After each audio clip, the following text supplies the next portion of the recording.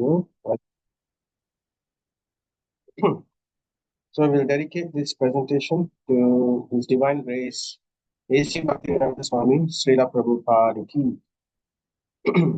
Om Ajnanatimirandasya Jnananjana Shalakaya Chakshurumilitam Vena Tasmai Shri Guruve Namaha.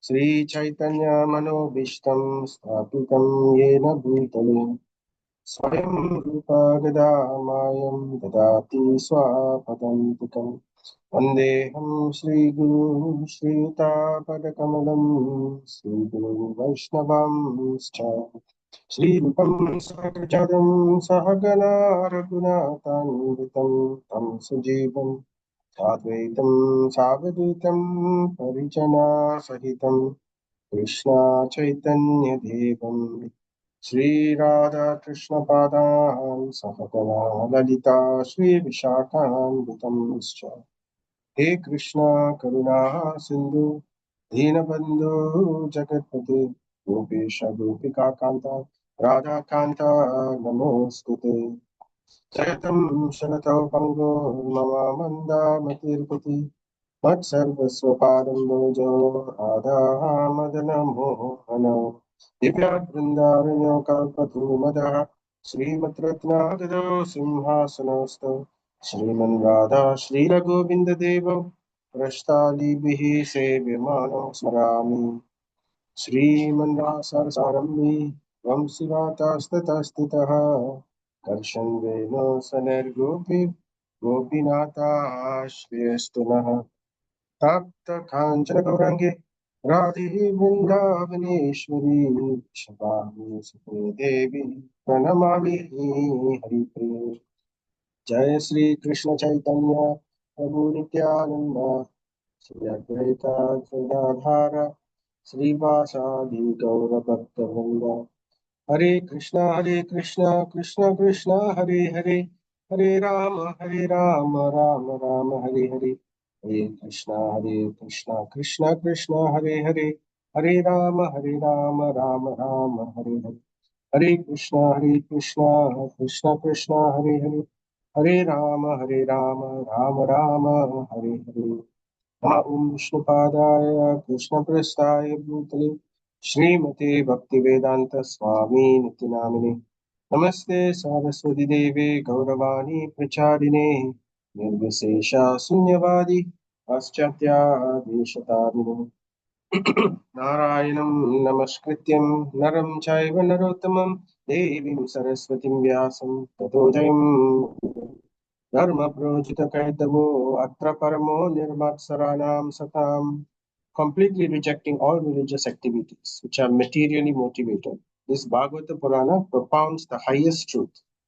Vedam Ashtamakramashta Shivadam Tapotrayo Moolanam. This Bhagavata Purana is understandable by those devotees who are fully pure in heart. The highest truth is reality distinguished from illusion. For the welfare of all such truth uproots the threefold miseries. Srimad Bhagavate Mahamuni Krute Kim Va Pare Ishvaraha Sadhyo Hridi Avarudyate Aprakritibihi Sushrushrubhishtakshanat.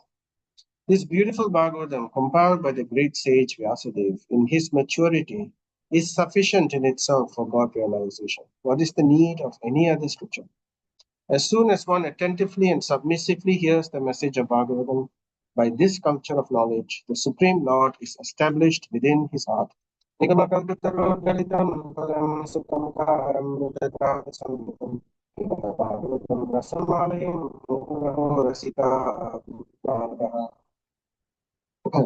Nastapráyeshu abhadreshu nityam bhagavata sevaya bhagavati uttama-shloke bhaktir bhavati nashtuki.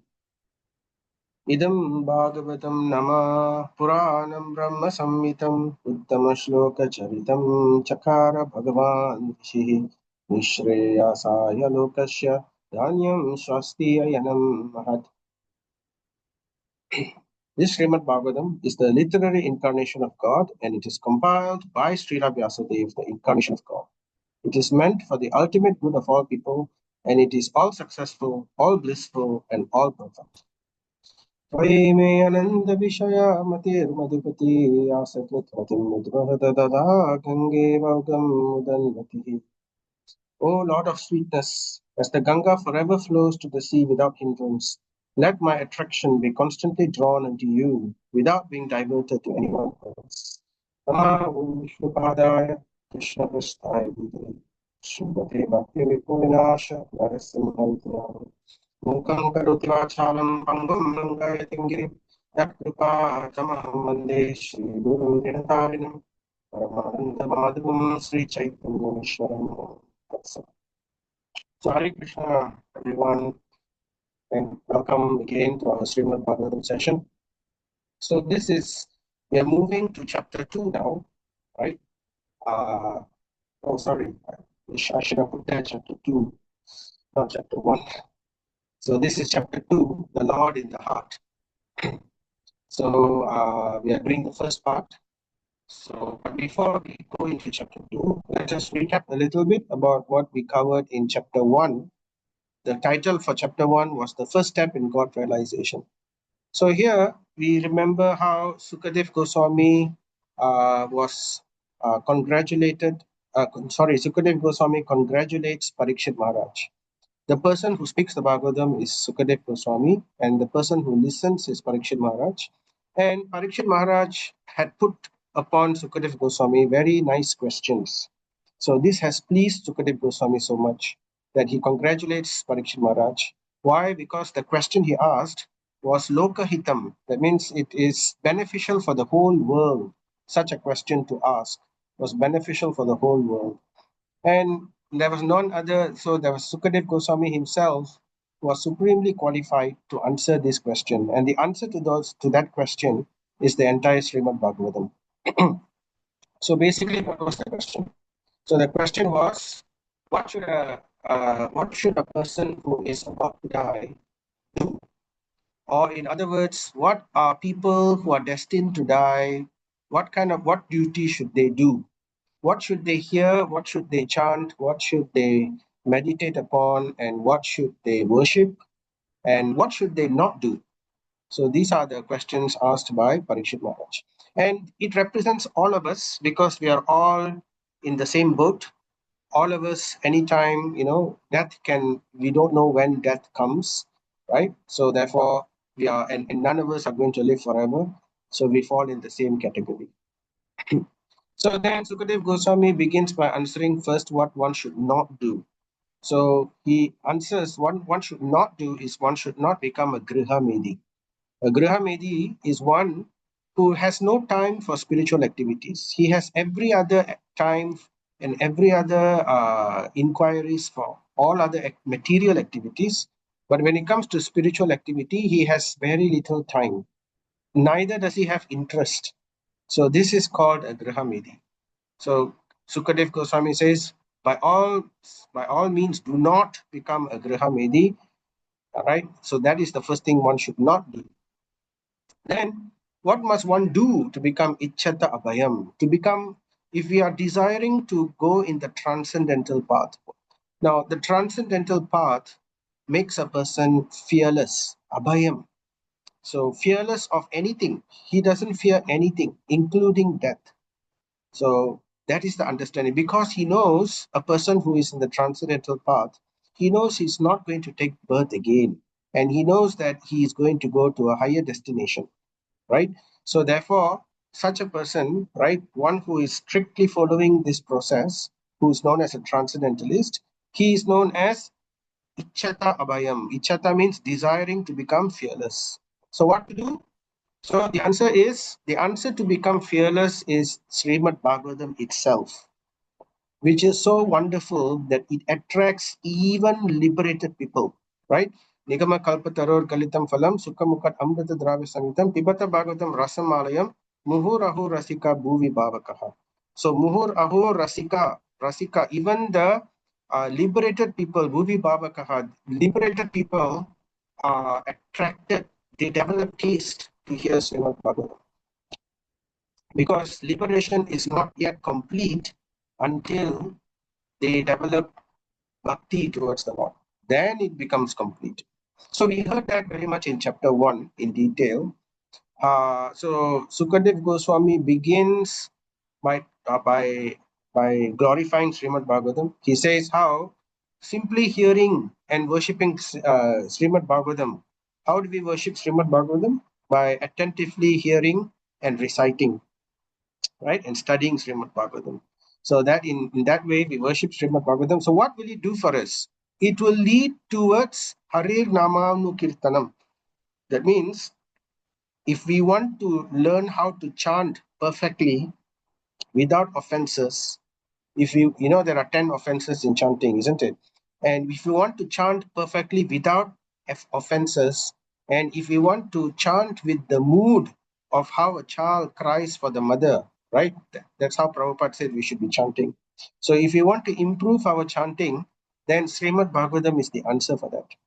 It says Srimad Bhagavatam leads to Hare Namanu Kirtanam, always chanting the names of Hari. That is the ultimate position of all transcendentalists. So it establishes that is the ultimate position of a transcendentalist. Transcendentalists also got different levels, right? The topmost level is one like Narada Muni, always chanting the holy names of the Lord. So this yoga, bhakti yoga, or any yoga, it takes effort. One has to spend some time, right? Prahlad Maharaj says at the age of 5 years old one should start, right? And the ultimate examination is the time of death, because whatever one remembers at the time of death, that is what we are going to attain. So the whole process is to control the mind, because the mind is what makes us remember, the mind is what makes us desire.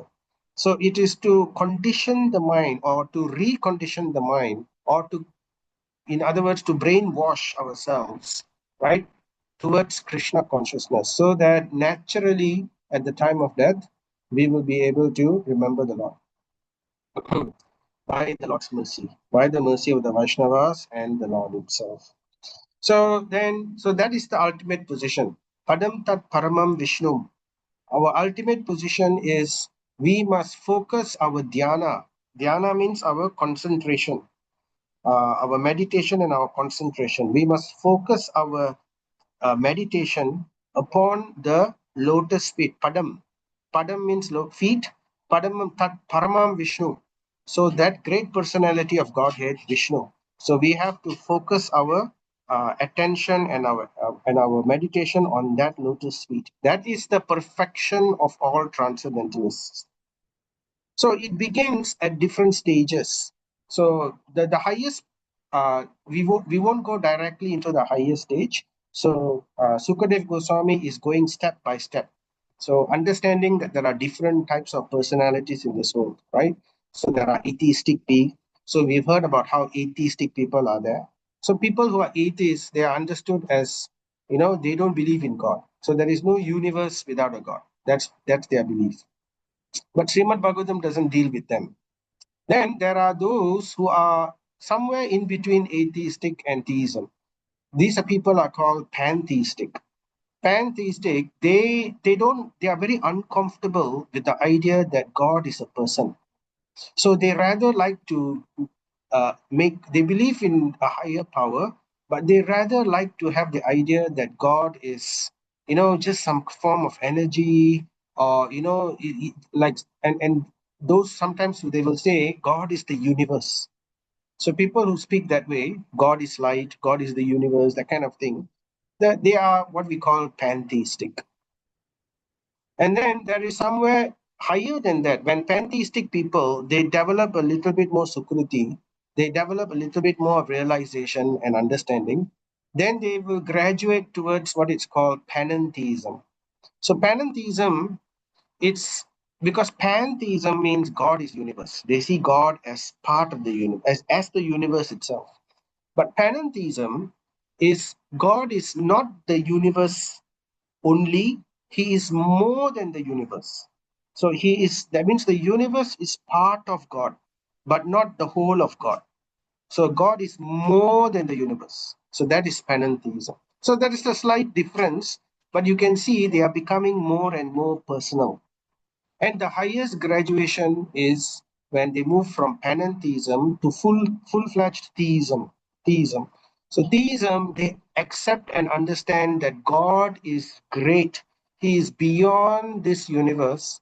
Although the universe is part of him, but he is beyond the universe. And he has a form, he has pastimes, he has a name, he has many names, he has positions. So this is called theism. So people, there are different types of people in this world, and not everybody can straight away take towards theism because their consciousness is not ready. For various reasons, they could be envious, they could be, uh, probably they just don't want to think too much about these matters, or they get fried out with cheating people. When this world, there are many cheaters in this world in the name of religion, so they get fried out with all of that, and they prefer to just, so like this, in this way there are many types of people in this world. And Krishna is, he's such a person, Krishna is such a god that he doesn't abandon any of these people. So, for example, even the atheistic people, Krishna showed mercy to them, either by killing them, because when they get killed, they get liberation, or he came in different ways to, like he came in the form of Buddha. So, Buddha is a type of atheism because in Buddhism, they don't believe in God. They just want to commit spiritual suicide. They want to negate their existence into nothingness. So that is Buddhism. So in that way, but because at least they follow Lord Buddha, who is none other than Krishna himself, they get blessings. And in this way, in their next life, they get higher level of consciousness in their mind.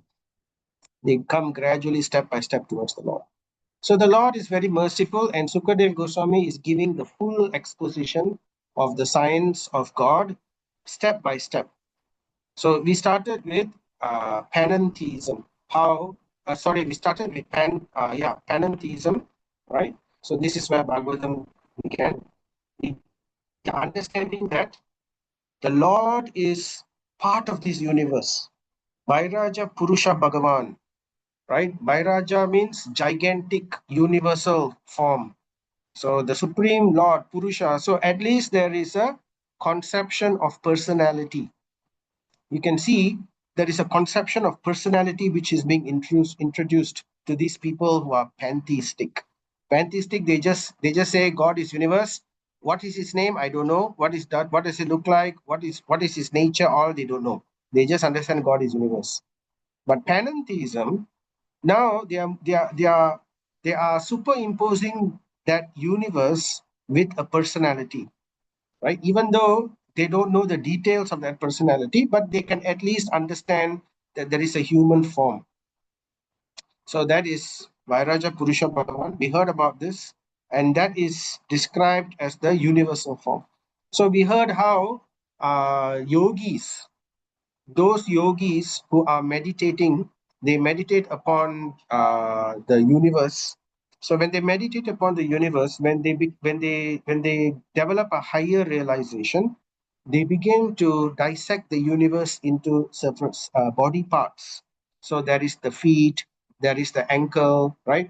So we heard previously how Rasatala, Patala Loka are the lotus feet of the Lord, and then Talatala is the knees of the Lord. So different planetary dimensions of the systems is different. It constitutes different body parts of the Lord. So it indicated how it started to create the conception of a personal supreme being. So that was the idea behind it. So when they start to meditate in this way, then they are coming closer towards the real understanding. So then they start to begin to understand that within this universe is like an egg, right? And within this egg, within this universe, there are so many planetary systems, levels upon levels of planetary system like this, right? It's like an egg, Anda Kupam, right? Anda Kosham. And then in there you have seven higher planetary systems. This is Bhuloka in the middle, and seven lower planetary systems. So all of these consists of the Virat Rupa, or the universal form of the Lord. So that's the understanding. We heard about that in the previous chapter. But all of these descriptions given, like how they explained the navel of the Lord is outer space, and then the luminary planets like the sun and the moon are on his chest, and then the higher planets like Maharloka, Janarloka, and all that is on his neck, and then Brahma Loka is on his head. So, like that. So, the understanding behind all this is meditation upon the form of the Supreme Lord. Even though this form is a gross universal form, but still there is a connection to the personality of the Lord. Why personality? Because body parts are given, arms, legs, every detail of the body parts, even the genitals were mentioned. So that indicated that this is a person, it's a form. To that extent, they went just to highlight this aspect that the Supreme Lord is a person. So that is the idea. Bhagavan Dharana Rasyaha. Dharana means concentration. Ashraya means to take shelter. So to take shelter of the concentration upon the form of the Lord, Bhagavan, somehow or other, right? Because they cannot accept Krishna as a personality of Godhead directly. They can't digest his pastimes. They can't digest his uh, activities. So and they don't like the idea that I have to bow down to a person. So they don't like this idea. So for these people, right, at least in this universal form, they will make advancement. All right, so now we will continue with chapter 2. So now Sukadev Goswami is going to move on to the next level of understanding. From the Virat Rupa understanding, Virat Rupa is like the Brahman realization. So everything is spiritual, everything is great, everything, the Lord is, his concept is there everywhere. Like all the planets, everything is divine, from the even the lower planetary system to the top planetary system, because everything is part and parcel of the Lord. Nothing in this universe exists separately from the Lord. Even darkness is part of the Lord. That's why it's described, the navel of the Lord is like the darkness, it's like outer space, right? The back of the Lord is darkness, the front of the Lord is light, right? So in this way, it's described in the previous chapter. So now Sukadev Goswami continues. Sri Shukaha Uvacha, formerly, prior to the manifestation of the cosmos. Now he's giving an example. He's giving an example about how Lord Brahma himself, in the beginning, at one point of time, he meditated upon the Virat Rupa. So we are going to hear that. Formerly, prior to the manifestation of the cosmos, Lord Brahma, given by the name Atma Yonir. Atma Yonir means the first person in the universe. Atma Yonir, by meditating on the Virat Rupa, regained his lost consciousness by appeasing the Lord. So you can see, if they follow the prescribed process given by scripture, right? Even though it is not the topmost process, right? They will make gradual elevation. They will gain blessings, sukruti, and they will gain elevation to a higher consciousness. Little by little, step by step, the consciousness unfolds like a lotus petal, like how a lotus unfolds from a bud into a full-blown petal. So in this way, the consciousness starts to unfurl itself and manifest itself step by step. So Brahma, in the beginning of creation, it was all darkness. He was lotus born, right? He didn't know what to do, left or right, everywhere darkness. So he didn't know what to do. And then suddenly he heard a voice. The voice was tapa, two syllables. Ta pa, ta pa, tapa. Tapa means perform austerity. So Brahma could understand because his body is made up of 99% intelligence only.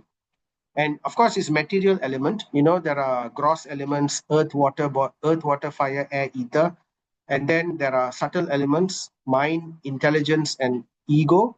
So Brahma he's not made up of earth, water, fire, air, and ether. His body doesn't have earth, water, fire, air, ether. His body doesn't even have mind. His mind is there, but his body is mainly made up of intelligence, and of course mind, intelligence, and false ego. So this is Brahma's body. all fully subtle body. So, and therefore, he could understand the word tapa. So he started to meditate. So when he started to meditate, this understanding came into his mind about the Virat Rupa. So he regained his lost consciousness by meditating upon the Virat Rupa. So he started to remember from the lotus feet. So when he was meditating, he had a duty. His duty was to create the entire, to create the universe, to populate the universe and to create the universe. But in the beginning, he didn't know anything. So when he was told to meditate, when he meditated, then in his mind, the conception of the lower planetary systems came. That was the lotus feet of the Lord. And then in this way, his meditation went from the lotus feet all the way to the face of the Virat Rupa. So in this way, he could understand how to create each and every part of the dimensions in the universe. So, all these upper seven planetary systems and the lower seven planetary systems. So he knew exactly how to create all of this. So Brahma, thus having attained Amoga Drishtihi, Amoga Drishti means vision, Amoga means clean or pure. So thus having attained Amoga Drishti, pure vision, he was able to rebuild the creation as it was before. So this creation was there previously also, as we mentioned previously.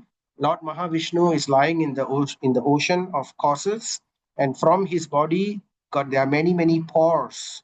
Like we have pores in our body, right? Where sweat comes from, sweat glands are there. But from Mahavishnu's pores comes bubbles. Each bubble is a universe. So as he exhales, the universes come out, right? And in each bubble, there is a universe. And in each universe, there is Lord Vishnu in the form of Garbhodakashaya Vishnu. And from his navel comes Lord Brahma, right? So, and then when Lord Vishnu inhales, all the universes gets destroyed and they enter back into his body. So, and then again, when he exhales, the universes come out. So, Lord Brahma is born and reborn and reborn. Of course, each time it's a different soul who takes the position of Lord Brahma in each and every one of these universes.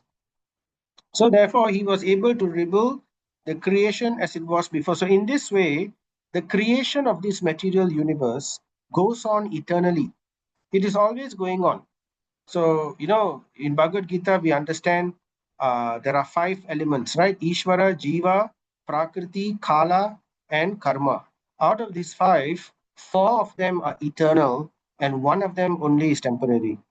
The 4 which are eternal includes Kala, time, and includes Prakriti. Prakriti means the material creation. So therefore, the material creation is continuously going on and on and on. It's always going to be there. It's a cycle, up, down. It creates, destroys, creates, destroys, creates, destroys, creates, destroys. Goes on and on and on for eternity, right? So we heard all this. So now Prabhupada is saying, so liberation means getting out of the slumber of forgetfulness and becoming situated in the real loving service of the Lord.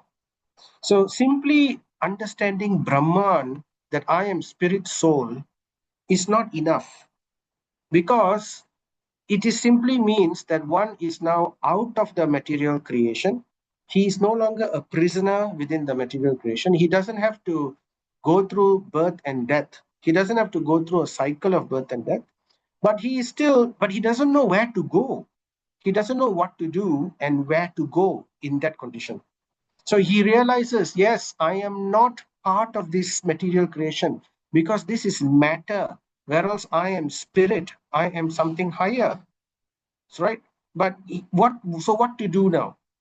Okay, now I have nothing to do. I don't have to get involved. So what to do? That they do not understand yet. That is Brahman realization. So only they have to go and higher to understand what to do, how to engage the spirit soul. Then liberation is complete. So Prabhupada says liberation means getting out of the slumber of forgetfulness and becoming situated. So one thing is to come out of the slumber of forgetfulness. This is Brahman realization, to come out of the slumber of forgetfulness. But Brahman realization only stops there.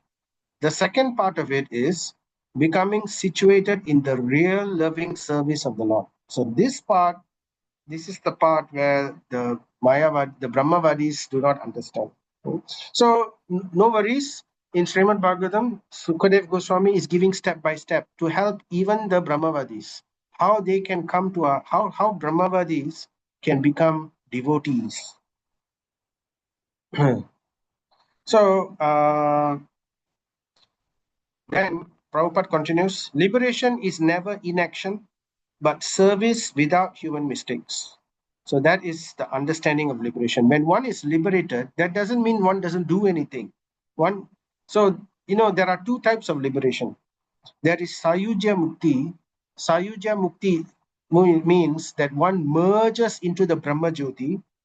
He merges into the Brahma Jyoti and he is in stasis. That's it. For millions and millions and millions of years, he's just merged into the Brahma Jyoti and being part of the light particles there. And there is no activity, complete stasis. Nothing is done over there. So that is Sayujya Mukti, right? Whereas in that the other type of liberation is a liberation full of activities. And in this liberation full of activities, there are four types. So one is called Shrishti.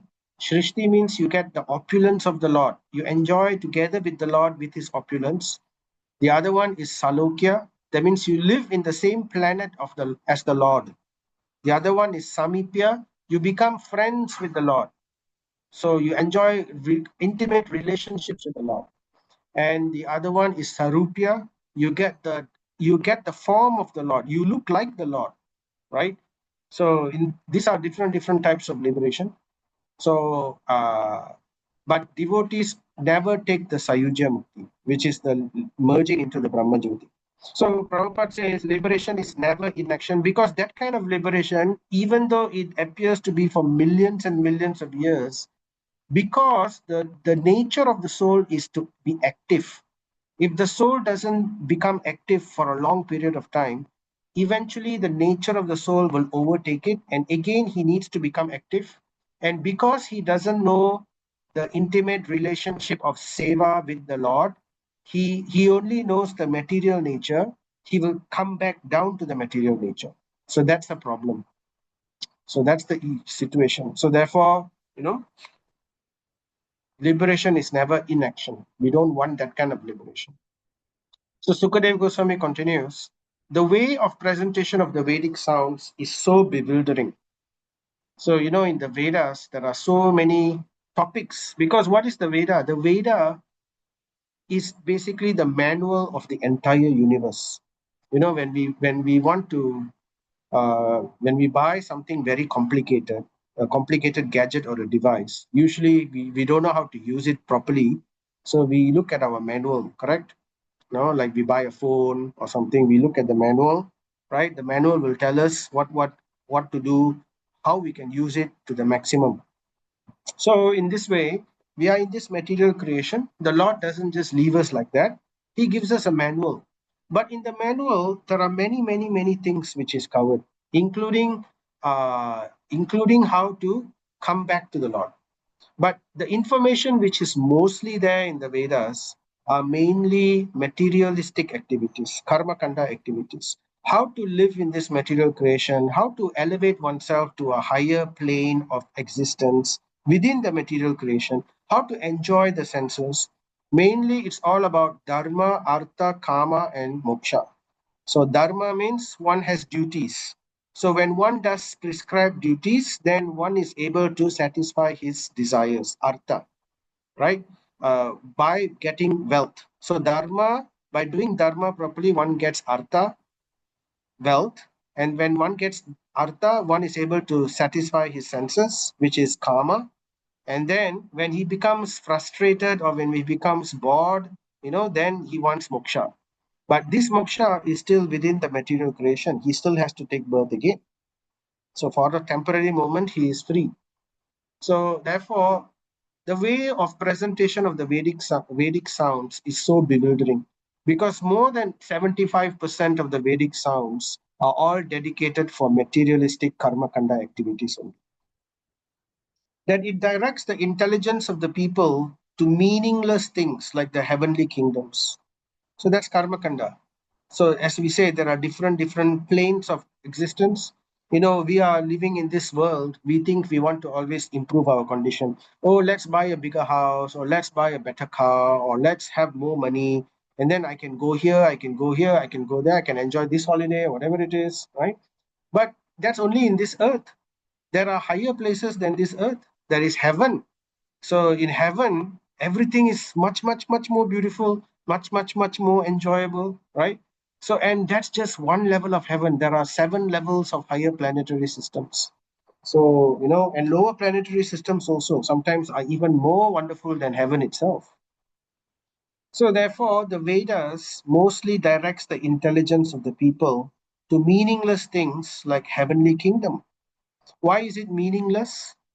We'll mention that a little bit more, but let's keep in mind first, he's mentioning here, these are meaningless things. The conditioned souls hover in dreams of such heavenly illusory pleasures. So first they call this meaningless, next they call it illusory, right? So why is that? The reason for that is in all of these places, none of these things are permanent. They are temporary. From the topmost planet of Brahmaloka to the bottommost planet of Patalaloka, they are all places of 4 things: birth, disease, old age, and death. And there is no permanence. Dukkha alayam, it's a place of dukkha, and it is ashashvitam, not permanent, temporary. So whatever position they may have, like that's the reason Indra is always so anxious. Even though he's the king of heaven, he's always anxious because his position is not permanent. Anytime somebody is more qualified than him, then there is a danger he can be knocked off his position. So that's the reason he does some of the naughty things he does, right? So anyway, so therefore it becomes non-permanent. So because it's non-permanent, right? The understanding is, what's the point? Why strive so hard over something which is not permanent, which is just a flicker in the eternity of time within this material creation?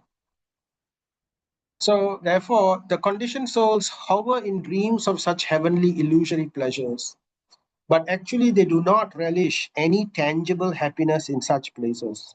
Why they don't relish any tangible happiness? Because they also know that it is temporary. And because they know it is temporary, it's like a poison in their enjoyment. So it's like a poison. When you this, like let's say when you go for a holiday, after spending some time, and then the last 2 3 days of the holiday, you become very anxious. Oh, my holiday is finishing. Oh no, I have to go back to my job and everything. Oh, just 2 more days, just 1 more day. Oh, so like in this way, they feel anxiety, and it become worse when they know that they are going to go to a much much lower position. They say the higher the position, the greater the fall. So somebody is in Indra Loka and they are enjoying the very high position, very high level of this one. And they know that due to their karma, they're going to go down to the lowest of planetary systems to suffer their bad karma after this. Because when we die, when we go to Yamaraj, this common people, when everybody in general, when someone dies, when they go to Yamaraj, normally Yamaraj will allow them to enjoy their good karma first. So most of the good karma, they package it in such a way, and then they are given to enjoy it. So therefore, usually, if there somebody has been very good or pious or whatever it is, they go to heavenly planets, they enjoy and everything. But after the good karma allotment of enjoyment is finished, then they come back to Yamaraj, and Yamaraj says, "Now I'm going to give you your bad karma." So then sometimes they go to hell, sometimes, in different situations. So you see, when they are already in heaven and they know that I have to now go to hell or to a lower planetary system to suffer after this, So their enjoyment is all poisoned. They can't really, relish it. So they rather become desperate in one sense. So therefore, they can't actually relish any tangible happiness in such a place. Hmm?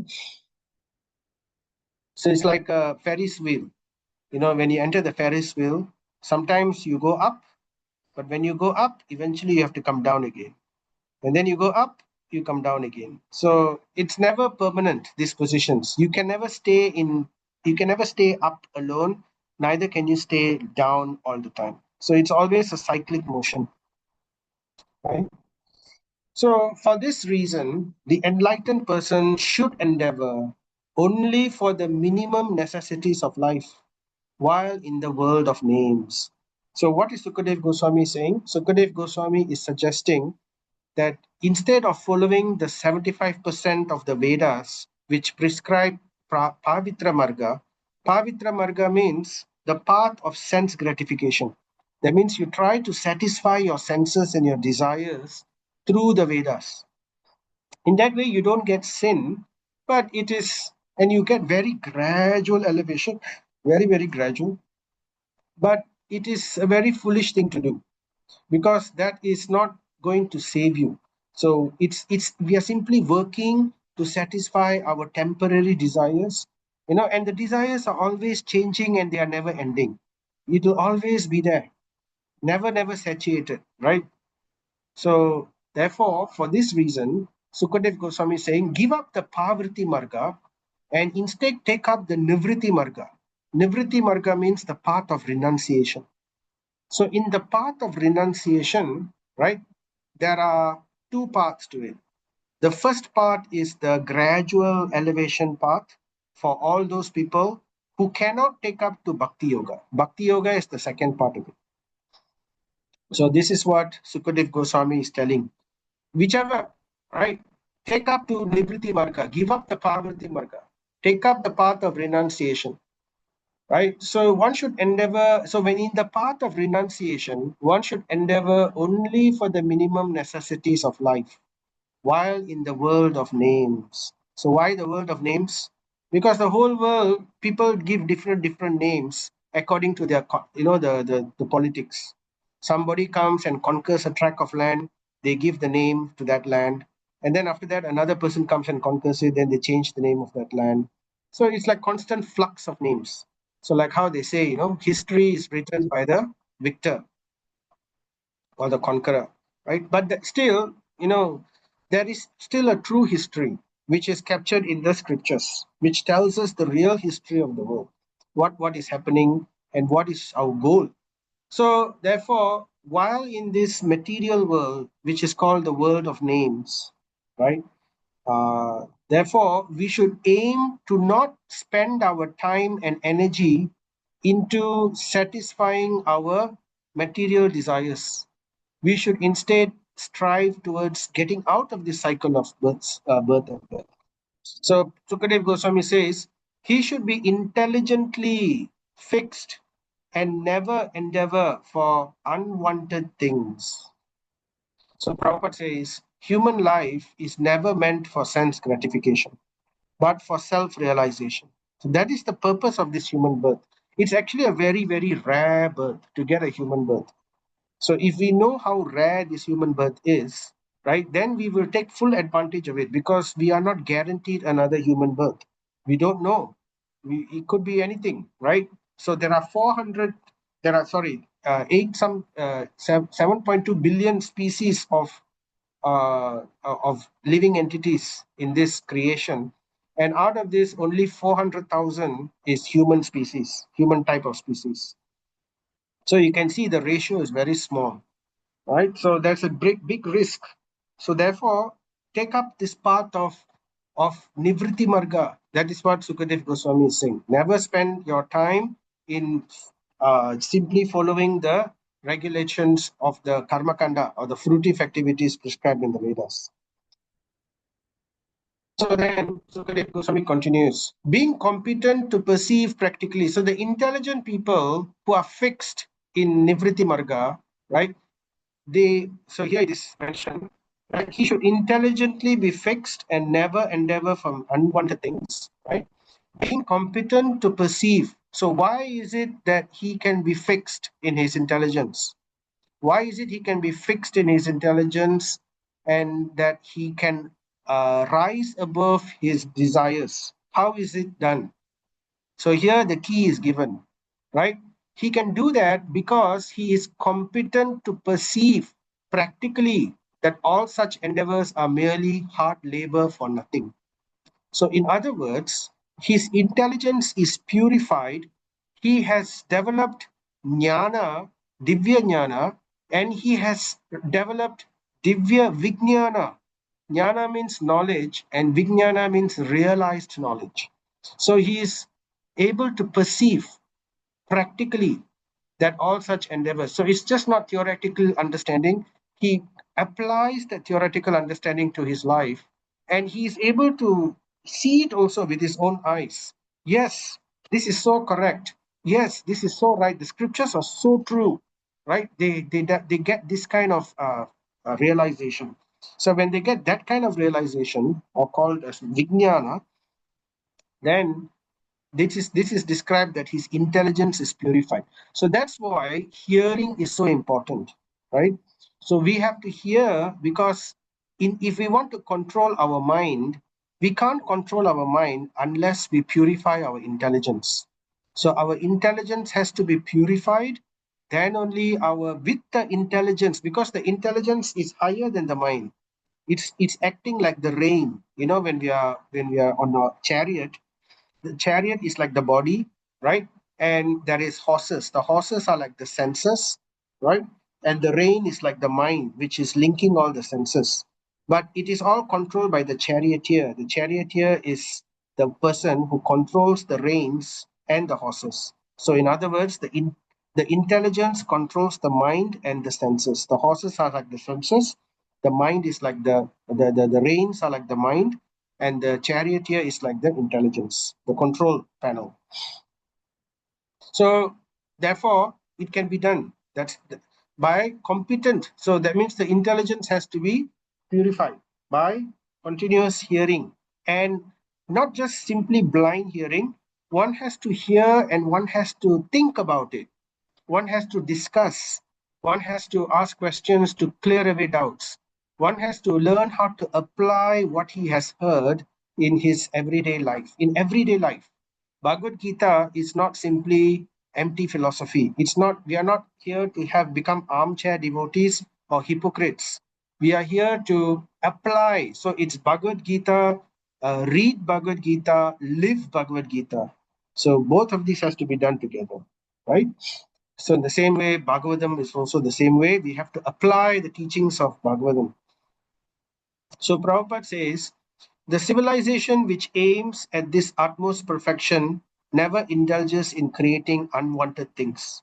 And such a perfect civilization prepares man only to accept the bare necessities of life. So you can see here, I put a picture of a sandcastle. Now you can see how much of time and effort and skill would have gone in order to build this sandcastle, right? It looks very nice, right?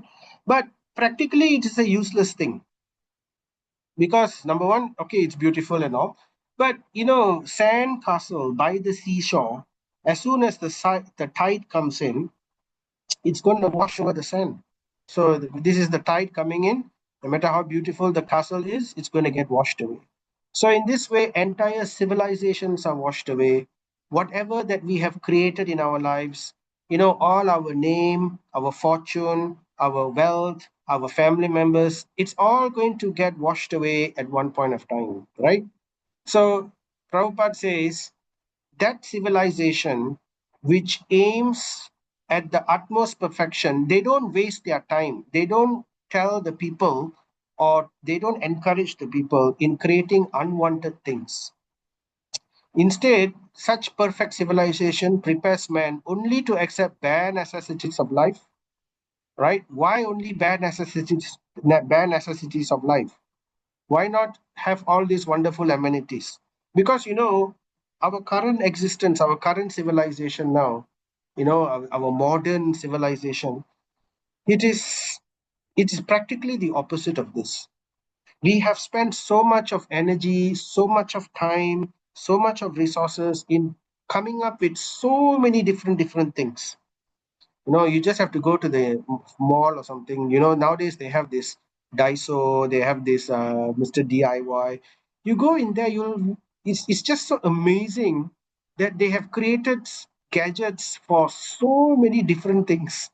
There's something to just hold your pot, or something to all kinds of things. Sometimes we don't even it's just it's like it's very amusing to see all the different knickknacks that people have created and people are selling also. Yeah, it's useful sometimes and all that, but ultimately, you know one can learn to live a simpler life. There's no need to clutter, because if you buy one thing, you will buy 10 things. And if you buy 20 things, where are we going to put all these things? It's all going to clutter everywhere, right? So therefore, it's a problem. So why is it a problem? Why is it civilization should be aimed towards simple living? We don't want to complicate our lives. We don't want to have complicated living. We want to have simple living and high thinking, right? That's what Srila Prabhupada says. Because ultimately, by the waves of time, whatever we create is going to be destroyed until you can't see even a trace of the sandcastle anymore. Nothing is left. You don't even have, that's why we have archaeology, so difficult time, so much of effort they take to dig up the ground just to find small things. Sometimes it takes months and years just to discover some relic of the past. So it is all gone. So Sukadev Goswami says, being competent to perceive practically that all such endeavors are merely hard labor for nothing, because that's what's going to be. All our modern scientific endeavor, it's all working towards destruction only. In the name of humanity and in the name of benefit to humanity, they like to create so many scientific marvels. But although they say this is done for the humanity's purpose, for every 10 things they develop for humanity's benefit, 1,000 things are used in the same technology to destroy humanity, right? Somebody creates now they have this 3D printing, bio 3D printing. They're able to 3D print human tissue, human cells, even organs, right? But it's a problem. They can use the same technology to develop bioweapons, to develop, and most often than not, it's going to go in that direction. So just to bewilder the human beings, they will say, oh yes, this technology is so important, we need this, we need that, but it's all ultimately going towards other ulterior motives, simply to control and dominate other people in this world. So that's what's happening. That's the truth.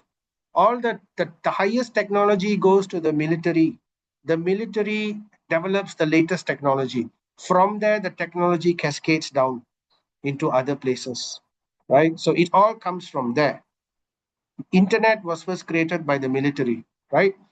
So many things, flight, everything. So in this way, it goes. So Prabhupada says, one must realize the nullity of the material phenomenon, considering it a passing phantasmagoria, and must endeavor to make a solution to the miseries of life. So it's a phantasmagoria because, it never lasts. Technology and change in this material world, it's just for a few years. Previously we had the phones, the Nokia phone, then we have the hands, the smartphone, the sensation it created, my goodness. And then after that, one after the other, then so many different things we were able to do with the smartphone. Now it's transitioning again, moving towards smart spectacles or smart headgear or bio implants and whatnot.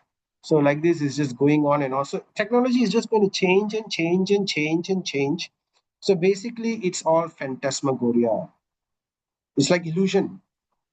So one must not lose track of the real situation of life, right? Which is birth, disease, old age, and death, and also the miseries that come due to our own mind, the miseries that come due to other living entities, the miseries that come due to material nature itself. So Prahlad Maharaj tells Hiranyakashipu, his father, "Oh, great demon, you have conquered the entire universe. Even all the demigods and everyone, nobody in this universe is existing now. Who can challenge you?" Right? But unfortunately, you fail to conquer your own mind. You cannot conquer your own anger. You cannot conquer your own lust. You cannot conquer your own, feelings. Your mind itself is torturing you. You are not at peace. You are constantly upset because you cannot find Vishnu. Your heart is angry always because you want to avenge. Even though you have conquered the entire universe, you are not peaceful. You are not tushta. So that's the problem. So in these things never go away. So self-complacence with a polished type of animal civilization geared to sense gratification is delusion. And such a civilization is not worthy of the name. So any civilization which focuses on materialism, like currently the Western civilization, materialism, what to speak of Western civilization? I think everywhere now they're following the same thing. Actually, the Eastern civilizations come from, from scripture, from religion. But the West, but now there's a lot of materialism involved, which is polluting the whole world. So Prabhupada says, now, for a transcendentalist, it is suicidal policy to be intimately in touch with the sense gratifiers of the world. That's why, uh, that's why Rupa Goswami in his Nectar of Instruction, he says, 6 things one should not do. Asat Sanga Tyaga, that's one of the things which he says, right? Atyahara Prayasyasya Tat Karma Pravartana Sangatyaga. So Sangatyaga, one should give up bad association. So here Prabhupada says for transcendentalists, it is a suicidal policy. That's why those who are transcendentalists, they must give up material association and go to a secluded place. If you remember chapter 6, Bhagavad Gita, Dhyana Yoga, it talks about how one should go to a secluded place. Secluded place meaning holy place or whatever it is, and practice away from everybody, give up family, give up everything. But that is the jnana path. But there is another path, which is the devotional path.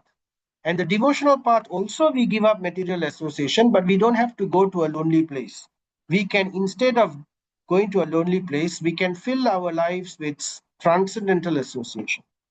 We can have good association, right? So that is the way behind it. So anyway, Prabhupada says we want to avoid bad association. That is very, very detrimental. We must be careful. If we have bad association with us, where we are intimate with them, what does it mean to be intimate with them?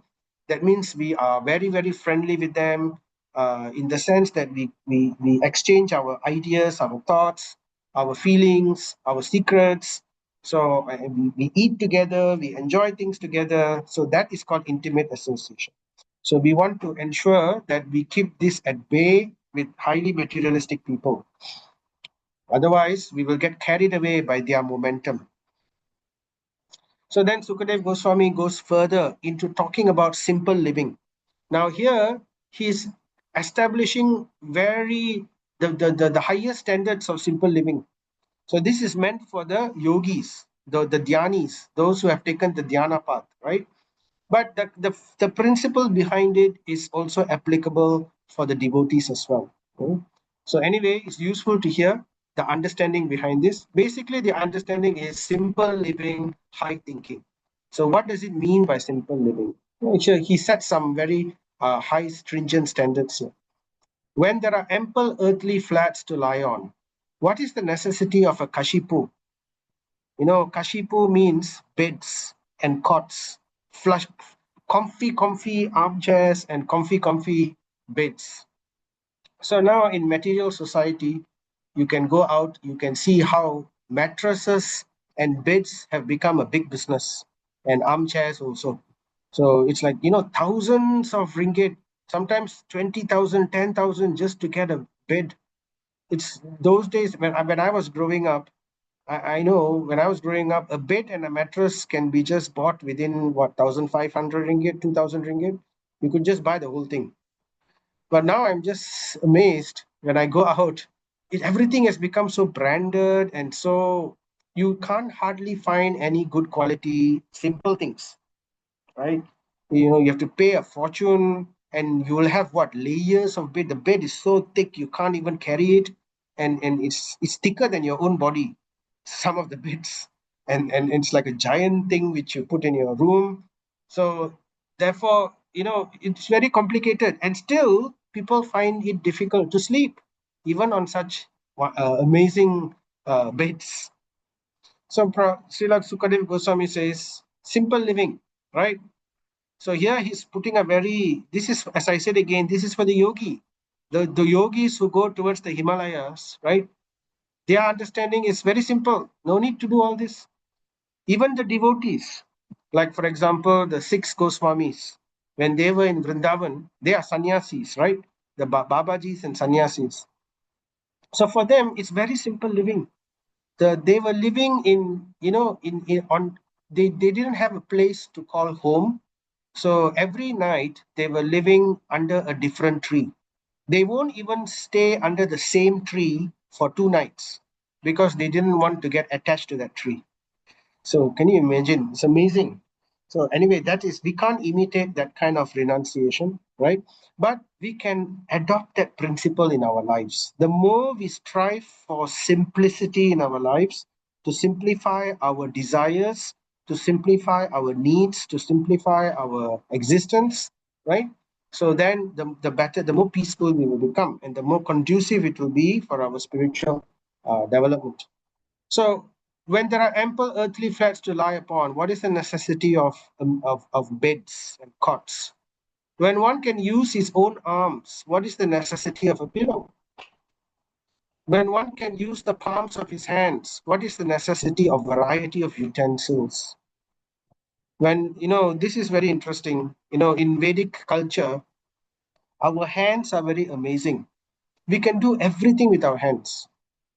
We can knead dough, we can cook, we can form food, different kind of food stuff. Everything can be done. We can wash. We don't need different utensils really, right? So there are tricks for it, there are hacks for it. Nowadays the culture is, the modern generation, we have started to lose touch with many of the skills of using our hands. And it's good also. Even eating should actually be done by the hand, with the hand, not with forks and spoons and whatnot, right? Nowadays science is also catching up with that. They are understanding that according to Ayurveda, when you eat with your hand touches the food. You not only taste the food, you feel the food. So you see the food. Food should be seen, and food should be felt and touched. Then it stimulates the digestion inside even better. It stimulates saliva better. So all this helps with digestion, and bad digestion is the main cause of many of the diseases that happen to us. So anyway, so this is just something about the use of palms, and palms can also heal. There are many nerve endings within the palms, and many of these things which is commonly done uh, is actually very therapeutic. So but in the modern world we don't do these things much anymore. When there is ample covering or the skins of trees, what is the necessity of clothing? So they will say valayang kati. So that is taking the bark of trees and wearing it around our bodies. So that is anyway. That's how the sages in the forest used to live. So we don't have to go to that extreme, right? Because we are not in that position. But it's there. The principle again is simplification. We don't have to go, to the latest whatever, get the latest kind of designs or all that. So but as a grihastha, one needs to have a certain thing, but still it can be simple. It doesn't have to be unnecessarily not simple. So Prabhupada says, The necessities of life for the protection and comfort of the body must not be unnecessarily increased. Human energy is spoiled in a vain search after such illusory happiness. So that's the thing. So, some people, they like to collect so many things. Like I heard Celine Dion has 4,000 shoes or something like that. And then like that, different people have an entire wardrobe upon thousands and thousands. I once heard Jayalalitha had more than several thousand saris.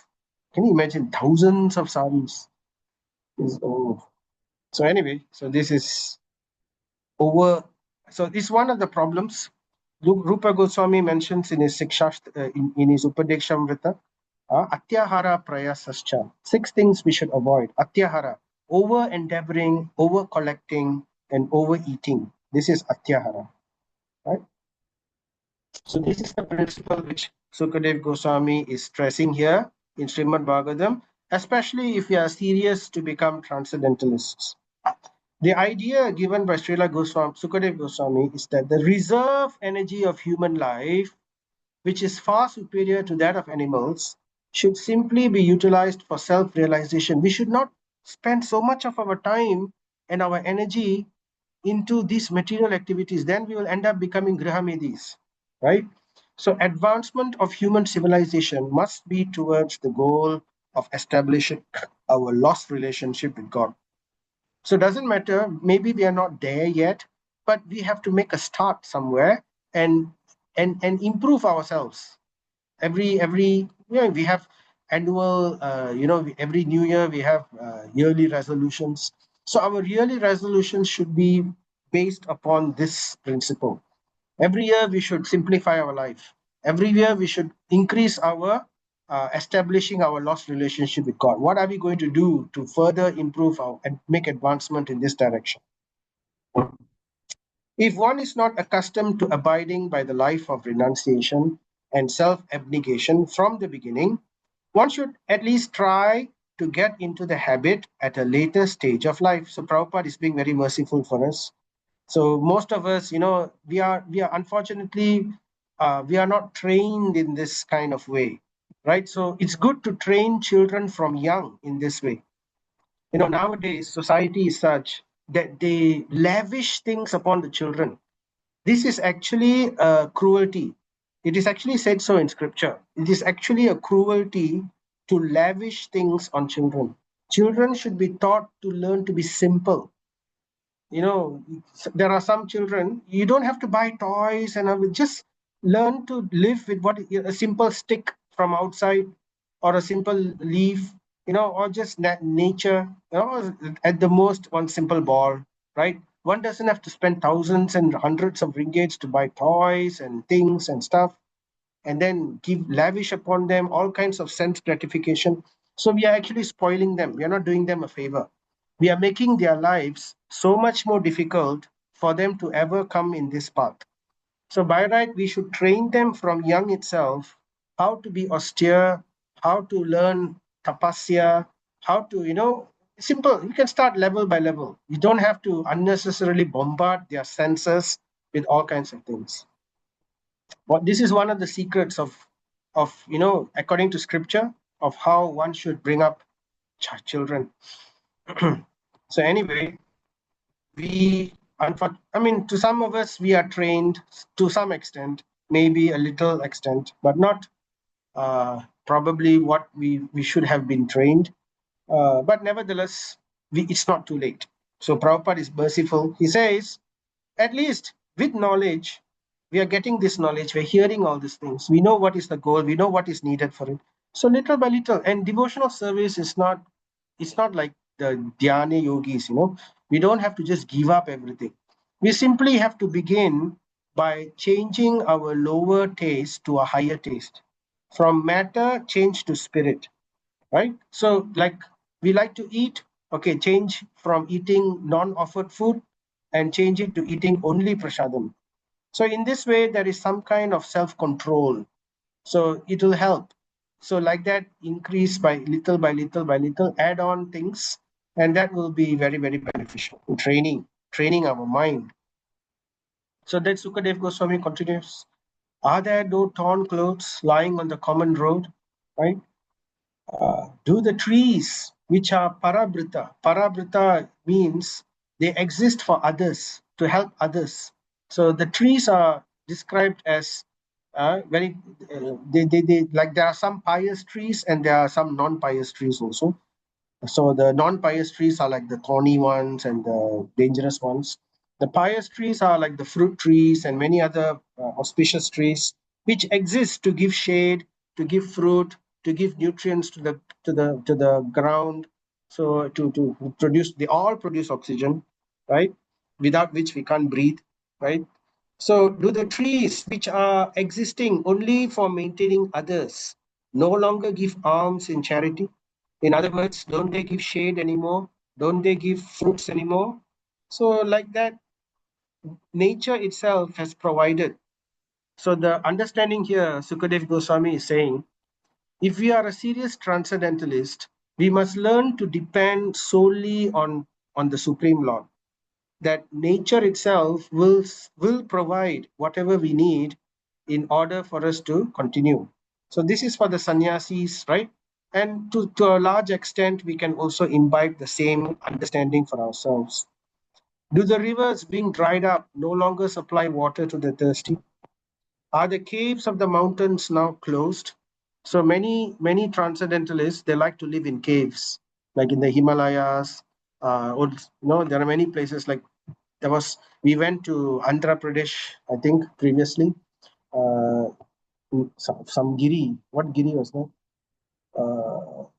I can't remember the name, but there were several caves in there. We visited some of those caves where King Muchukunda was there in that cave perpetually.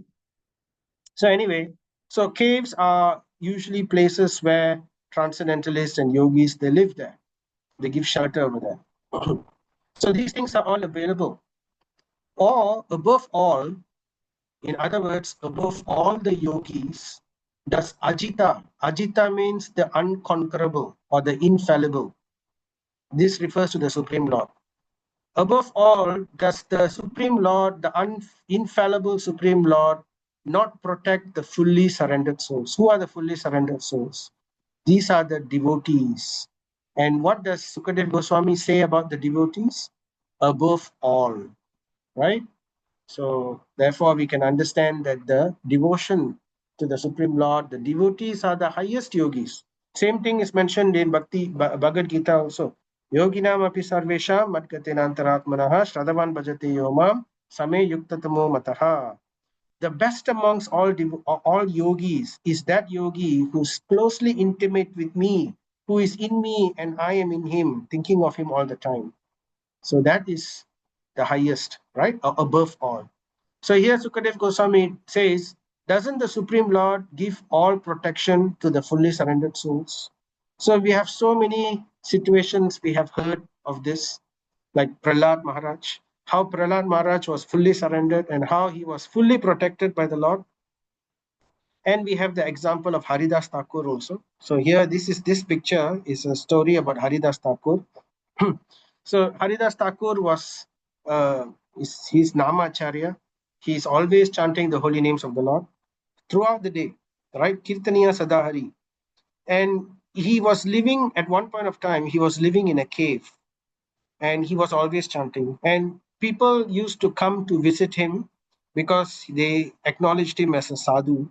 So they would like to come and take blessings from him and things like that. So they would come occasionally. So at one point of time, they came and then they felt like the atmosphere within the cave was very toxic. There was, some kind of poisonous feeling. And then they thought that there must be a very poisonous snake which is living within this cave. So they told Haridas Thakur, such a poisonous snake must be living here. I better not come here anymore. If it's like this, I will not be able to come and see you, Haridas Thakur. And then they were pestering Haridas Thakur to come out of this cave. Please go and live somewhere else. And Haridas Thakur was thinking, uh, okay, they are so insistent that I should go. Okay, fine. I will finish my round today and I'll sit here and I'll finish everything. and then tomorrow I will just go. Now, imagine that situation with us. If somebody came and told us that in the small cave that we are living, there is a terrible poisonous snake, right? We would immediately leave that place. But Haridas Thakur is like saying, okay, all right, tomorrow I'll go. Just to satisfy the people. So, but what happened the next day when he was thinking that I should go, when the people came and they were all urging him and he was also getting ready to leave, at that time, the snake, which was living within the cave, by itself slithered out nearby and went away and never came back. So and all the people, they were amazed. They thought, wow, he is a real sadhu. Even the snake understood his desire. So the snake didn't want to disturb him and didn't want him to leave. So the snake was doing him a service by the snake himself leaving away, going away. So that's the idea. Because Paramatma, the Lord in the heart, which is the topic of this chapter, is in all our hearts. And when he sees our surrender, our prapannam, right? When he sees our surrender, automatically he will he will give suggestions and directions to other living entities to give protection or to, help this person. So within the heart of this snake is also Paramatma. And the Paramatma told the snake, okay, why don't you go to a different place? So the snake also thought, okay, I'll go to a different place. So that's the idea. So this is how one can become fearless. So Prabhupada says, when a man becomes a mendicant, willfully or by circumstance, he must be of firm faith and conviction that the Supreme Lord is the maintainer of all living beings everywhere in the universe. Firm faith. I do not have to depend on people, anybody. I do not have to worry about anything. Everything I'm taken care by the Lord. That kind of faith one has to cultivate and develop and realize within our lifetime. We have to see the hand of God. We have to learn how to see the hand of God in every situation. In anything, if something small happens to us, we should think, oh, I'm destined to have so much more horrible thing. I think the Lord, just channeled some small token so that I can clear away my sins, or I'm saved by this situation. Otherwise I could have some other horrible thing could have happened to me. So in this way, we have to learn how to see and be grateful for every situation that happens in our lives. And that is very, very beautiful if we can develop that kind of attitude in all. So that is a sign of realization. Because when we say surrender, surrender, surrender, sarva dharma parityagya, mam ekam sharanam vraja, aham tvam sarva papebhyo mokshayashyami ma suchaha. So we always like to say that surrender, surrender. Oh, but what is surrender? Surrender, there are 6 symptoms of surrender, right?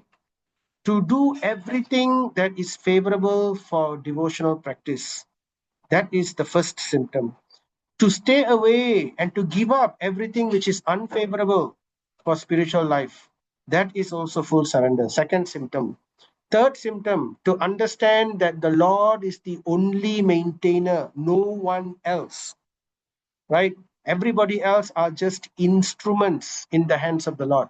Not our doctor, not our hospitals, not our family, nobody, only the Lord.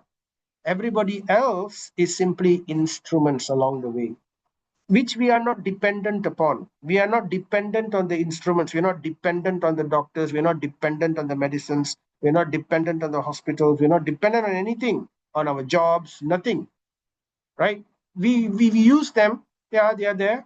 But we are, our faith and our surrender is to the Lord. Because of the Lord, I have this. Because of if the Lord thinks that I don't need this, he will take it away.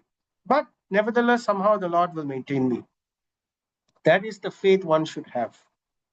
And then symptom of surrender number 4, one should have complete faith that the Lord is the only protector. Number 3 was the only maintainer. Number 4 is the only protector. Right? So like that, there are symptoms of surrender. And then the other symptoms of surrender is to understand that one should always be meek and humble in every situation. So like that, there are, I can't remember the last one. And later we can check. So these are the symptoms of surrender. So we need to cultivate this and apply this in our lives. Every situation in our life is an opportunity for us to apply and live and imbibe the teachings of Srimad Bhagavad Gita and Srimad Bhagavatam. Every situation in our lives. So sometimes we don't think deeply, sometimes we fail to apply, but we should think about it. We should learn to be more, we should learn to be more deeper in our thinking about our choices and what we do. Introspective, yeah, that's the word. We should learn to be introspective about our choices, our activities, and our thoughts. Unfortunately, the problem is we don't have time, isn't it? This materialistic life is so busy. So we have to, somehow we have to find time, we have to squeeze, we have to spend at least, think about how we can improve ourselves. That's where it's important to hear. When we hear, we should not just emptily hear, we should think how it applies to me, how is this relevant for us, how can I apply this? If I don't know, then we should ask questions, we should find out, we should put these questions to the people, to the sadhus who come and visit us. Everyone can become a fearless and honest person if his very existence is purified by discharging the prescribed duty for each and every order of life. So we all have our duties, right? We are brahmachari, grihastha, vanaprastha, sannyasi, right? Or we are, brahmana, kshatriya, whatever it is. So we all have our different duties. So Krishna told Arjuna, don't be attached to not doing your duty, because that way lies sin. Instead, do your duty, but do your duty for me. Don't be attached to the result. So simply by doing your duty for me, you become purified and you do not get the fruits of sin, or you do not get attachment to this material world. You become free. So in that way, simply by executing our duties, right, we learn to develop faith that the Lord is our maintainer. When we act in this kind of mode, the mode of goodness, when we act with our motivation of simply doing our duty for Krishna's pleasure, right, it is from mode of goodness we are transcending to the transcendental mode. So that's bhakti already. So in this way, we can also become fearless, right? Especially when we include hearing and chanting and living in this manner. One can become fixed in one's prescribed duty by faithful oral reception. So this is the way to do it. How can we become fixed in our prescribed duty, right? We should be fixed in our duty and surrendering our fruits to Krishna and do our duty diligently for his pleasure alone, right? How to become fixed in that duty? By faithful oral reception of Vedic instruction and assimilation of the essence of Vedic knowledge by devotional service to the Lord. So it all boils down again to hearing and chanting and remembering, right? Hearing, chanting, remembering, serving. So these are the key. It begins by hearing. So the more we hear, our hearing will help us to chant better. Our chanting will help us to hear better. And in this way, cycle, cycle, cycle, it will help us to remember better. And in this way, it's like a loop, continuous loop. So Sukadev Goswami continues. Why then do the learned sages go to flatter those who are intoxicated by hard-earned wealth? So here he is giving a different twist to the narration now. So after telling about what one should not do, what we should do, and then talking about the Virat Rupa, talking about the Paramatma. He hasn't talked about the Paramatma yet, right? So he says, why should learned sages go to flatter those who are intoxicated by hard-earned wealth? Why do they go and flatter? Because they want their money. So that's the thing. Sukadev Goswami says, hey, Baba, you are a transcendentalist, Baba. Why are you going and flatter? You have no business to flatter the materialist. We don't want flattery, right? Flattery is simply useless because it acts to, it's not a favor to anyone. It makes the person falsely think that they are something which they are not, right? And it increases their false ego. So therefore, Sukadev Goswami says, focus on your spiritual path. Do not fall for the flattery of people, right? So this is what Srila Prabhupada also says. Once I asked my Guru Maharaj, what to, when people say, nice things, Guru Maharaj says, don't believe it. Just don't believe anything. So see that, you are the most fallen rascal, right? You have nothing, right? So therefore, everything that is good is coming from Krishna and by the grace of Guru only. So therefore, we are very, very small. So we don't have to think that way. The greatest danger is we start believing people's flattery. So that is a problem. Because then when we start believing the flattery, then our aim is no longer pure devotional service. Our aim becomes labha. Labha, which means puja. Labha and puja, gain and puja. So this is deviation. So this will destroy our bhakti. This will make us go astray. So therefore, why do learned sages go to flatter those? So this is not the business of a sannyasi. Sannyasi is not supposed to go around begging for money, give me this, give me that. That is not the idea. So in Kali Yuga, unfortunately, we have more and more people in this situation, right? So here there's a news alert. Alert, fake sannyasi Baba spotted in Manipuri. So we have lots of scams now. The scam empire has grown into the saffron dress also. Of course, it was always there for a long period of time. In Bhagavatam, we will hear how sannyasi scam started. Even in Satya Yuga, it started. Lord Indra did this. He dressed himself as a false sannyasi to cheat Prithu Maharaj. And then in Treta Yuga, Ravana also, he dressed himself as a false sannyasi to steal Sita away from Rama. So it's always been happening, right? So that's the I. So anyway, Sukadev Goswami is chastising these people. You are supposed to be in the transcendental path. You have become a miser, a kripannaha. So a kripanna, right, is someone who is miserly. You're in such a position, but you are wasting your life. So Prabhupada says the renounced order of life is never meant for begging or living at the cost of others as a parasite. It is meant for contributing something substantial to society. So, when Srila Prabhupada went to the West, the reporters asked Srila Prabhupada, you come from a third world country, India, where, your the currency exchange and everything is, of course, in 1960 something, India was rather behind in terms of modernization and everything. So they said, what do you think you could contribute? Have you come to take money? Have you come to take anything from us? So then Prabhupada said, no, I did not come to take anything from you. I came here to give you God consciousness, right?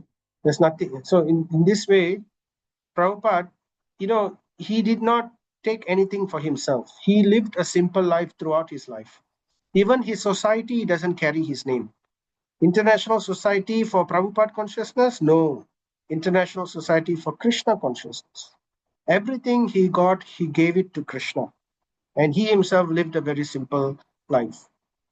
So that is the understanding.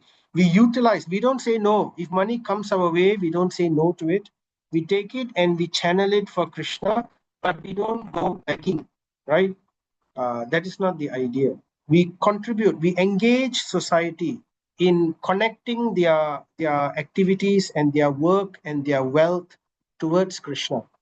Doesn't matter if it doesn't come to us. No, that's not the point. We want them to give to Krishna, not that because they give to Krishna that money comes to us. It's not like that. So why then do the learned sages go to flatter those who are intoxicated by hard-earned wealth, right? So, but Prabhupada says, on the contrary, acceptance of alms from the householders by the bona fide mendicant is an opportunity afforded by the saint for the tangible benefit of the donor. Now, although there are many fake sannyasis who have taken, taken advantage of this system of begging. In India, this system of begging, or what we call madhukari, begging for food or begging, it is there for a long time. It is actually scriptural. It is described that in Sanatan Dharma, the grihasthas are supposed to maintain the brahmacharis and the sannyasis and the vanaprasthas. So by maintaining, it doesn't mean that one grihastha maintains. The entire community of the grihastha chips in little by little. So when we chip in little here, another grihastha chips another little bit there. So in this way, the entire society of the brahmanas, the sannyasis, the brahmacharis, the vanaprasthas, they are all maintained. So what do? They go house to house, collecting just little bit only. They don't collect a lot. They just collect little bit and they go just enough to satisfy their needs, which is very, very mild and very meager, right? And the whole purpose of it is actually the genuine sannyasis and the genuine saints, they have no need even to beg, just like Haridas Thakur, just like Raghunath Das Goswami, just like the Goswamis, they had no need to beg. They would just sit over there and they were completely satisfied. If somebody comes and gives, fine. If they don't, then it's okay, they will fast. So by Krishna's arrangement, somehow there is always someone coming to help them. So Krishna makes the arrangement, they completely surrender to the Lord. Still, just to benefit the materialistic society, some sannyasis will go house to house to beg. Why they do that? Because when they beg, they have an opportunity to interact with the materialistic people in the world. So when they interact, they are indirectly giving them agyata sukriti, because somehow in the interaction, when they receive something from the grahasthas get sukruti, agyata sukruti, because they gave something for the benefit of this merchant, from this sadhus. At the same time, the sadhu may also give them some instruction. He may say instruct them on some words, or may instruct them on something, or they may even talk about some practical problem which they may have. So in this way, they will convey some kind of instruction. They are actually forcing their association onto the materialistic society. So they're giving an opportunity for materialistic society to receive their association. So this is what they do. This is the main reason why they go house to house begging. Of course, you can imagine such a system is simply ripe for corruption, right? Especially in Kali Yuga. So people can simply take advantage of this. Anybody can just dress up as a sannyasi, have set up some deity or set up something, and then they start collecting. So it says pseudo mendicants, therefore, should not take advantage of the charitable disposition of the faithful householders. So this is a warning Prabhupada gives, right? We should be careful of pseudo mendicants who are taking advantage of the charitable disposition of faithful householders. It's very sinful. So we are coming towards the end now. Just two more verses. Thus being fixed, one must render service unto the Supersoul, situated in one's own heart by his omnipotency. So in this way, Sukadev Goswami is indirectly bringing everyone step by step towards service to the Lord. So she's now introducing the next level from Virat Rupa, which is illusory and which is very abstract, the understanding and the conception. How do you serve the Virat Rupa? You can't serve the Virat Rupa. You can meditate upon the Virat Rupa. So it's the beginning of meditation upon a form of the Lord, right? But it's an intangible form. So now the next level, the next graduation from Virat Rupa meditation is Paramatma meditation. Now, Paramatma meditation is servable. You can render service to the Paramatma. So situated in one's own heart by his omnipotency. So now the form is more distinct. It's not in intangible form, right? So Prabhupada says a living being's constitutional position is to render service. This is the jiva's dharma. Just like how, what is the dharma of sugar? Dharma of sugar is to be sweet. Can we separate the sweetness from the sugar? Can we say, I want to create a salty sugar? I don't want a sweet sugar. So it doesn't make sense. It's silly. So sugar means sweet. Similarly, fire means hot and light, right? I want a dark fire or I want a cold fire. No, it's nonsense. So fire means light and heat. So that's the dharma of fire. So similarly, soul. This soul takes different material bodies. Somebody is a scientist, somebody is an engineer, somebody is something else. Different positions it takes. But the actual dharma of the soul is that he is eternal servant of the Supreme Lord, right? His nature is Satchit Ananda, but his position is eternal servitor of the Lord. So that is the understanding. So a living being's constitutional position is to render service. So our constitutional position is to serve. That is why even in our lives also, we are serving somebody. Everybody in this world is serving somebody, isn't it? The mother is serving the child, right? The father is serving the family. Somebody is doing something. Even somebody who says, I don't serve anybody, but they are serving someone. Because when their heart is attached towards someone, let's say they fall in love with one girl or one boy, then they will want to serve that boy or girl to get the person's attention, right? So that is also service. So they are tricked towards service in this way. So in different, all they serve their boss, or they serve their money, or they serve their ambition. So in some way they are serving something, right? So, but in the atmosphere of Maya or illusion or the conditional state of existence, the conditioned soul seeks the service of illusion. So because we are in this material world and we have forgotten Krishna, our nature of service cannot be in Krishna because we've forgotten him. So it's going towards other things, serving illusory materialistic things. So that's the problem. So just like, just like if we are in a desert and we are thirsty, but we see a mirage of water, and then we search after the mirage. But what happens? We never find the water in the desert because that's not the place where water is. So similarly, we must not think that we are searching for happiness.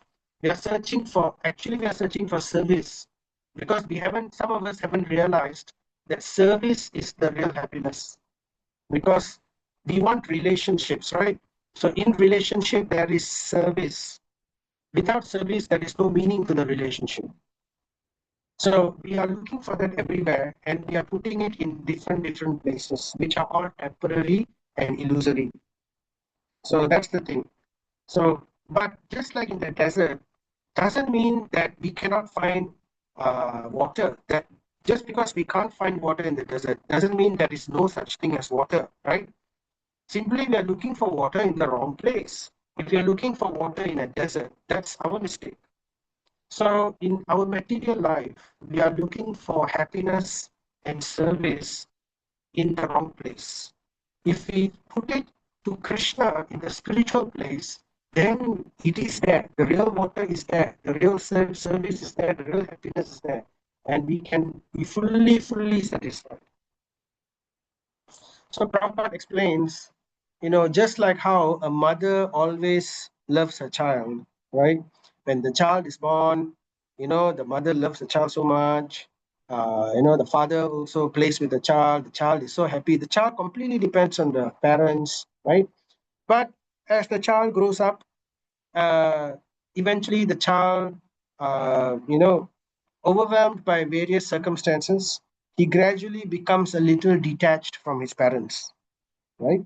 So he has other relationships. Oh, he doesn't want his parents to come along because sometimes he's embarrassed or whatever, whatnot, right? He gradually becomes detached from the father and the mother through other association as he's growing up. But the mother and the father always expect some sort of service, right? because there's a relationship. There is some kind of affect, that the affection which they have for the child never changes, even though the child has become a little detached. And there is always a little expectation of service. They were thinking, oh, will my child do this for me? Oh, will my child think of me? Oh, will my child call me today? Oh, will the child, thank me or something, whatever it is. There is this kind of expectation of service. So when the child grows up, right, then they become more estranged. So this is actually our own story. So Krishna and us, we are the child, and Krishna is the father and the mother. Right? Krishna says in Bhagavad Gita, right? I am the father, I am the mother, I'm everything. And we are all part and parcel of Krishna. So we have also become detached from Krishna because of our circumstances in the material world. But actually, Prabhupada says, we are hankering after him as the child seeks the mother. So if the child has any brains or any wisdom, eventually they will realize the best well-wisher is their own parents. And they will realize that, and they want to improve that relationship with them. So that is what we need to do. We need to develop our relationship with that perfect person, with that perfect living person, the Supreme Lord. So because he is Bhagavan, he is the possessor of everything. Bhagavan, the possessor of all opulence. And he is Ananta, he is unlimited, and he is eternal. He is Bhagavan Ananta. He is the ultimate goal of life, right? And by worshipping him, one can end the course of conditional state of existence. So one has to come gradually, step by step, to this position, right? So it's to our advantage to develop this relationship with the Lord. So Prabhupada says it is suggested that one should think of the Supersoul, which is one step higher than the impersonal thought of Brahman, as it was suggested in the case of contemplating the Virat Rupa. So here Prabhupada is directly saying, right, Sukadeva Goswami is now bringing the reader, the listener, from Virat Rupa concept one step higher to Paramatma concept. He is now introducing Paramatma concept. Who else but the gross materialist will neglect such transcendental thought and take to the non-permanent names only? So we don't want to become materialist. We want to focus on this. Okay, I wanted to go through another 2 more slides, but it's getting late. So I think I will stop here. We will continue this in our next session, right? So what we are going to hear in our next session, we will hear the description of this Paramatma. Sukadeva Goswami, just like how he described the Virat Rupa, he will begin to describe the Paramatma and more details about because Paramatma is very mysterious.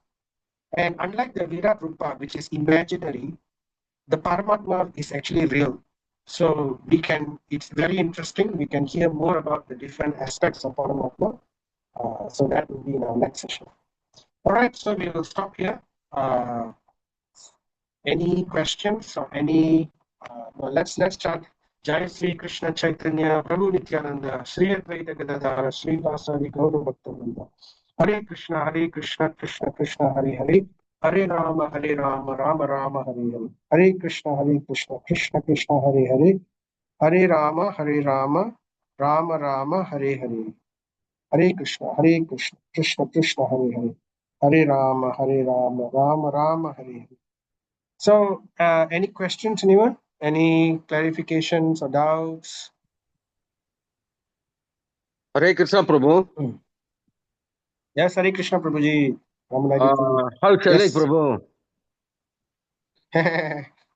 Like that last same. Okay, that is out of my question. That is out of subject, huh? No, I understand. Thank you for asking. Yeah, it's like that. What else? I have to wait for 3 weeks. Okay, Prabhu. Take care. Prabhu, now I was very curious with your material planet. You're showing me the material planet just now. All the lokas are there, from Sati Loka to Padala. Center is the Buloka. Now, In Buloka, we know the rim. The rim has 9 planets also orbiting. Okay, sun is the center. Yep. Now, in material planet, there's only one sun, right? Now we are going back to science, huh? Okay, that sun sits center in our other planets orbiting in Buloka. How about other planets, Prabhu? Like, for instance, Padala, where the Pitru, hellish planet, and Satyaloka, where Brahma is sitting, Ganaloka, where 7 sages are sitting. How do they get the sunlight, Prabhu? Yeah. Actually, the sunlight is okay. Wait, I show you The rim of a material world. yeah. Let me see. Actually, the sunlight it only appears within the Swarga, Bhuvar, and Bhuloka region only. Because the lower planetary systems are underground. They are called subterranean.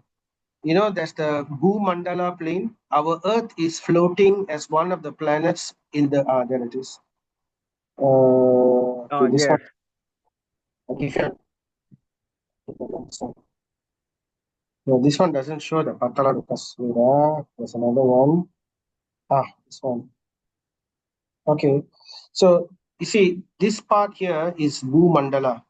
So this entire dimension is Bhumandala.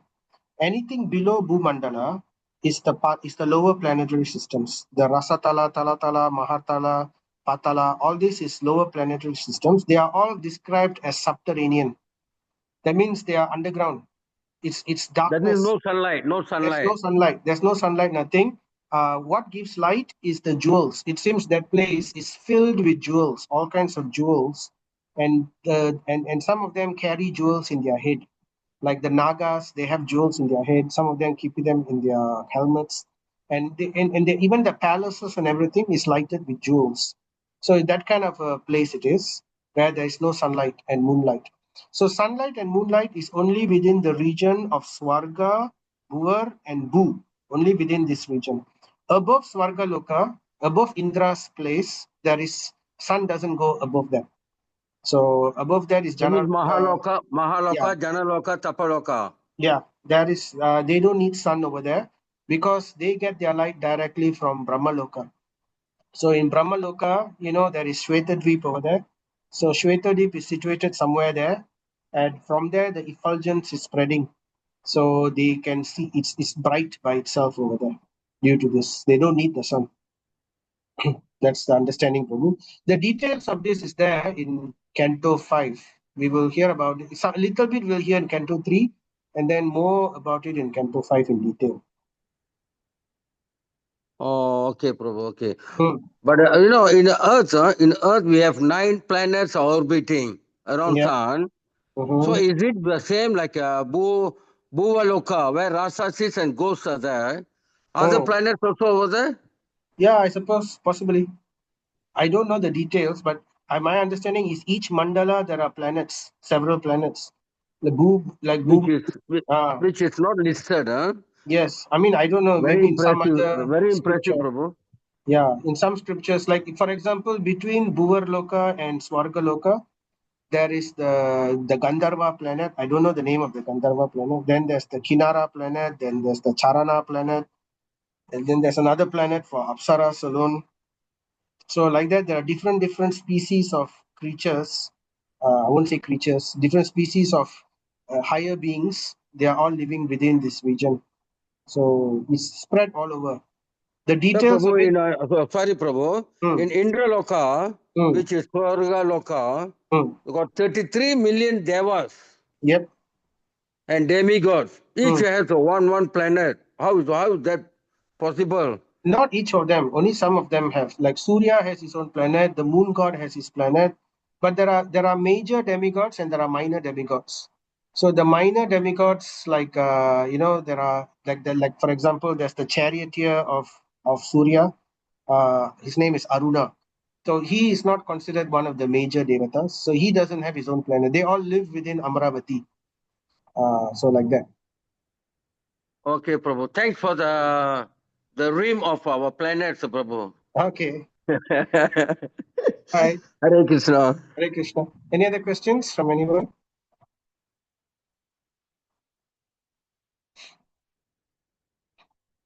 Right. So anyway, if there's no further questions, feel free again to type whatever questions you have, and you can message me privately or you can put it in the chat, and we'll be happy to answer them. Right. So let's give our obeisances to Srimad Bhagavatam. Grantaraj Srimad Bhagavatam ki jai, Jai. Srila Prabhupada ki jai. Jai. Thank you everyone for your time. Thank you. Thank you, Hare Krishna. Prabhu. Hare Thank you, Krishna. Prabhu. Take care. Hare Prabhu, Hare Bol. Krishna. Take care. Thank you, Prabhu. Hare Hare Krishna. Thank you very much, Prabhu. Hare Krishna. Thank Krishna. you. Hare Krishna. Thank you, Prabhu. Hare Hare Krishna. Krishna. Thank you so much. Hare Krishna.